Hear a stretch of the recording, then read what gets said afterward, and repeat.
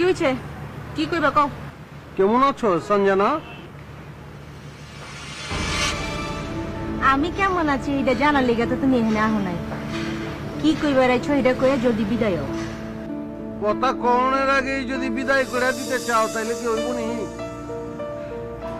আচ্ছা বিদায় হওয়া লাগবো না, এখানে থাকো। মাগার কি কইবা জলদি কও, হুন্না খুশি হই। তোমার লেগে তো এখানে খাড়া খাড়া তামাম জিন্দগি পার করে দিবা পারুম না, আমার তো মেলা কাম আছে নাকি?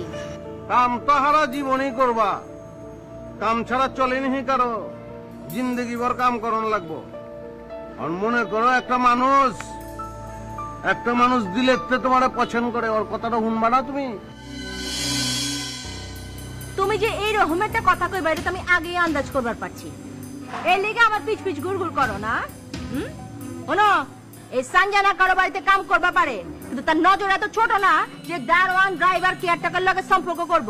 আজ কইছো বালা কথা, মাগার ভবিষ্যতে এইরকম আবদার লইয়া আমার সামনে খাড়াইবা না। ডাল নাই তলোয়ার নাই, নিকিরাম সর্দার আইছে। ভগিনী লিয়া পড়ছি জ্বালায়।